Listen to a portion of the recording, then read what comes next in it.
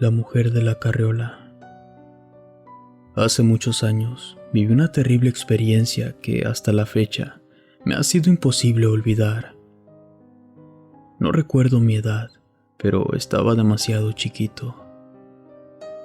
En una ocasión, mi hermana, la mayor, llegó de trabajar muy noche, mientras yo me había quedado con mi otra hermana más pequeña. Cuando llegó, casi 30 minutos después, me pidió de favor comprarle unas cosas personales a la tienda, que estaba en la misma calle de mi casa. Justo unos días antes, el alumbrado público había dejado de funcionar, por lo que la calle de mi casa era completamente oscura. Aparte de que también era noche y no había gente. Yo tenía un poco de miedo por caminar por ahí, y recuerdo haberle dicho a mi hermana que no quería, pero ella me dijo que mientras caminara por la calle, ella me vigilaría desde la puerta hasta que llegara y regresara. Eso me dio más confianza, así que acepté hacerle el favor.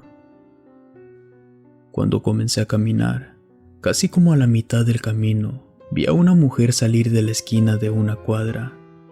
Estaba vestida de negro, con la cabeza hacia abajo, y llevaba con ella una carriola de bebé. En ese momento recuerdo que yo sentí un escalofrío inexplicable, a pesar de que, como les comenté, era una mujer con carriola. Puede sonar indefenso, pero había algo extraño en esa mujer. Caminaba muy lento y solo viendo hacia el piso. La mujer venía por la parte izquierda de la calle y yo iba por la derecha. Intentaba no voltear a verla. Incluso, recuerdo que volteé a ver si mi hermana aún se encontraba en la entrada de la casa, y ya no estaba ahí. Solo alcanzaba a ver la puerta abierta. Me quedé parado molesto esperando a verla salir, pero cuando decido seguir mi camino, la extraña mujer estaba en la misma banqueta del lado de donde yo estaba. ¿En qué momento había llegado tan rápido? Si solo había volteado unos pocos segundos. Seguí caminando. Decidí no verla, pues debo de confesar que me encontraba aterrado. Cuando llegó el momento en que nos acerquemos y nos encontráramos de frente, su carriola estaba vacía y la puso casi sobre mis pies para evitar que yo siguiera caminando. Yo tenía miedo de ver el rostro de la mujer, ya que sentía que algo no estaba bien con ella. En el momento que ella atravesó la carriola, yo me quité hacia un lado. La mujer solo estaba parada sin decir nada ni hacer ningún ruido. Cuando sigo mi camino, haciéndome a un lado de ella, hizo un grito ensordecedor que me asustó tanto que brinqué del miedo. Levanté mi mirada hacia su rostro y vi algo tan aterrador que me dejó marcado de por vida. La espeluznante mujer era delgada, tenía el cabello negro, pero no tenía rostro. Era completamente oscuro. Y lo único era que sus ojos brillaban como dos brasas encendidas. Fue tanta mi impresión que me quedé viéndola en shock por unos pocos segundos. No podía reaccionar. Hasta que pude reaccionar, corrí tan rápido como pude hacia la tienda. Cuando llegué, estaba la persona encargada de cobrar. Recuerdo que llegué pálido y llorando. La persona encargada me dijo: ¿qué pasó? ¿Estás bien, muchacho? Y yo solo le decía: hay un fantasma afuera, con mi voz cortada. La persona salió a asomarse y me dijo: tranquilo, ven. No hay nadie aquí afuera. Y yo, aún así, estaba aterrado. Le platiqué todo, y efectivamente, cuando me asomé, no pude ver a nadie. Le rogué que me acompañara a mi casa porque no quería ir solo. Él le habló a uno de sus compañeros y me llevó. Cuando llegué, le conté a mi hermana lo de la mujer y le pregunté por qué se había ido de la entrada. Ella me contestó que nunca se fue de la entrada, que ella siempre estuvo ahí y que nunca vio a ninguna mujer. Gracias a Dios, no me pasó nada, y aún estoy aquí para relatarles mi anécdota. Lo único que me queda es esperar a que pase más el tiempo para ver si borro esa horrible imagen de mi mente que me ha atormentado hasta el día de hoy.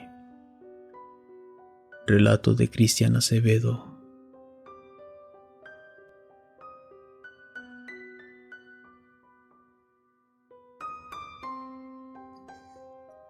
La cadavérica de la terracería. Esta historia le ocurrió a un primo de nombre Carlos, que al contarme lo que le sucedió, su rostro cambió por completo de un estado normal a un rostro de ansiedad y perturbación. Carlos apenas era mayor de edad cuando vivía como rebelde al norte de la ciudad. Como todo adolescente, le gustaban las borracheras, las fiestas y el reventón. Lo que sobresalía era que tenía una actitud demasiado grotesca e irreverente. Casi no tenía respeto por nadie, pero a pesar de esto, que yo sepa, nunca pisó la cárcel por algún delito grave o por hacer daños de índole legal. Un día, nuestra abuela estaba de visita y vio las actitudes de mi primo. Le advirtió con severidad: «Deja de andar de grosero, que un día de estos te van a asustar». A lo que mi primo, con burla, le respondió: «Pues, a ver quién logra hacerlo». Un tiempo después, mi tía, la madre de Carlos, le compró a la abuela una máquina de coser. Esta era mecánica, para reemplazar la máquina que la había acompañado durante años, que ya estaba demasiado desgastada. Pero el traslado no era tan sencillo. Mi tía no quería mandarlo por paquetería, ya que tenía miedo que éste se dañara. Entonces, se organizó con mi primo para que viajaran juntos hasta Guerrero, donde vivía mi abuela, y aprovechar para quedarse unos días con ella. A mi primo no le quedó de otra más que aceptar acompañar a mi tía, y partieron juntos una noche hacia el corazón de Tierra Caliente. Al momento de llegar, tuvieron que pedir un taxi de servicio mixto, que en realidad era una camioneta Nissan, y como en la cabina solo cabían 2 personas, mi primo se tuvo que ir en la parte trasera con las cajas y el equipaje, sin saber que en esa parte del viaje su vida quedaría marcada para siempre. Al llegar a una terracería con dirección al pueblo de la abuela, mi primo comenzó a sentirse muy extraño. Tenía un mal presentimiento de que algo no andaba bien, pues mientras la camioneta seguía su rumbo, podía notar en el camino como una especie de figura blanca desde lo lejos que corría a gran velocidad de un lado a otro.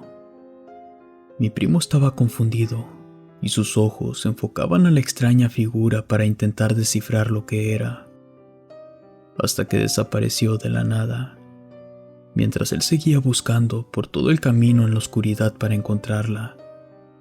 De pronto, un ruido fuerte lo exaltó de una forma atroz.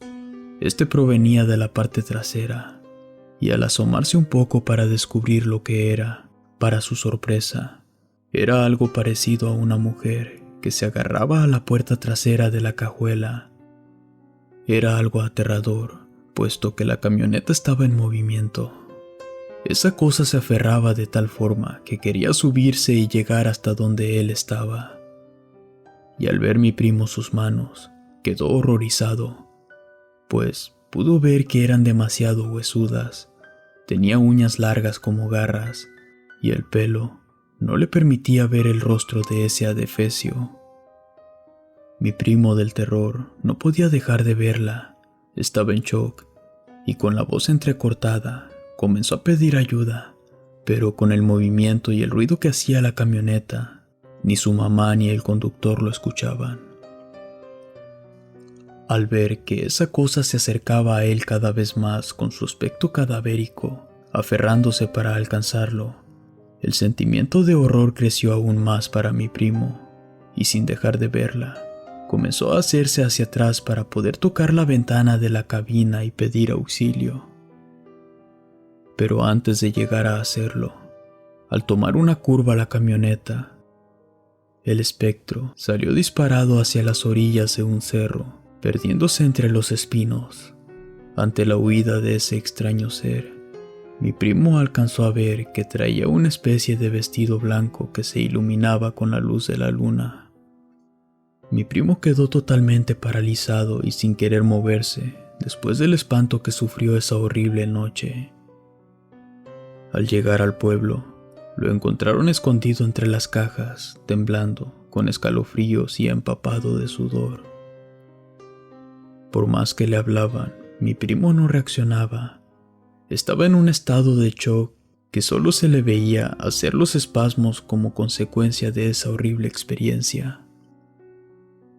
A la mañana siguiente, después de varios intentos por controlarlo, Carlos, poco a poco, iba recobrando la cordura y les contó a todos lo que había visto a esa mujer cadavérica y cómo se aferró a la camioneta para alcanzarlo.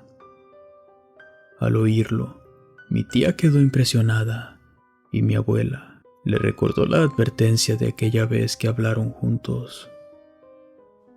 Solo sé que lo tuvieron que llevar con un psicólogo para ayudarlo a sobrellevar esto. Cambió mucho desde ese día y nunca más volvió a ser el mismo. Ahora vive bien con su familia, pero cada que cuenta esa historia, su rostro siempre le cambia. Tengo la sensación de que en partes del día a día, mi primo aún recuerda a la cadavérica de la terracería. Relato de Rorke.